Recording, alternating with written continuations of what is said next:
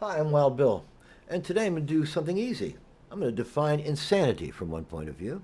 I've been seeing it in the press, of course, and so it's in everybody's minds, because the press is the origin of all our thoughts. That's what the government thinks. But at any rate, if you try to do something over and over and over and over and over again, expecting a different result in spite of the evidence, that's that's a definition of insanity. And so, what are reprisal killings?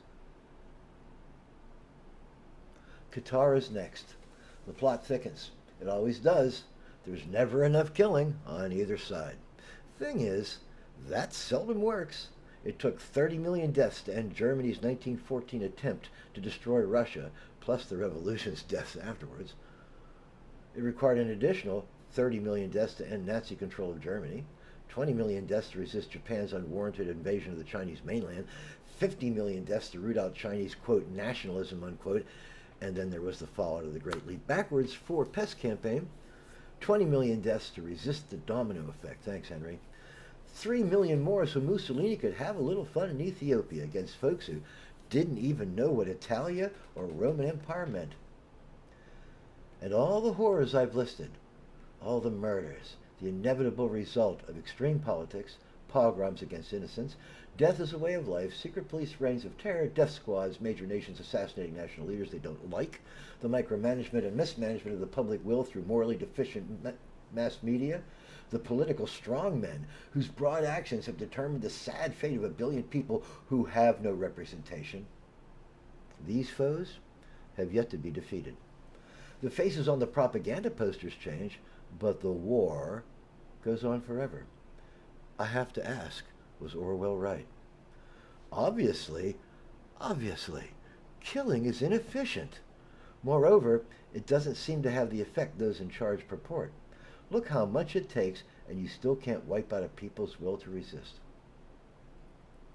Hitler could not exterminate the Jewish will to survive, to persist. Nor could he with the Romani or with gays. The British Empire only existed because the British did not brook opposition in occupied lands. Millions of innocents were starved, forcibly relocated, and or killed in order to hardwire the Raj system into place. But over 200 years of oppression, the empire failed to break India's will to resist. Belgium was certain that the Congolese were just monkeys waiting for us to exploit them.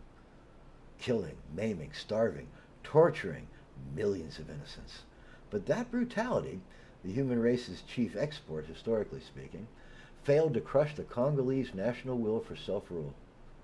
So why do rulers keep saying that murder can stop a people's will to resist? It obviously cannot. Other solutions need research, discussed, and applied.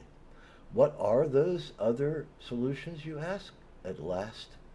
Better to ask why your governments, who consider themselves enlightenment, failed to quantify them ever in the press or into policy or into enforcing the policy. When a person, again, tries the same thing over and over and over, expecting a different outcome, it's one definition of insanity. So what do you call it when that person rules a nation with nuclear options on the table? Well, there'll be more deaths, more pointless, ineffectual deaths. Like the bear asked the hunter, is you here for the hunting or the fucking? I am sad that we seem to have the answer to that. We're not here to cure the world's ills. We're here to kill. Because that's what we do best. Prove me wrong, national leaders. I haven't seen you do it yet. Prove me wrong. This is Wild Bill Cox for Redbeard Pirate Radio, here on the 10th of September, 2025, waiting for somebody who's not insane to come up with national policy to end all this conflict.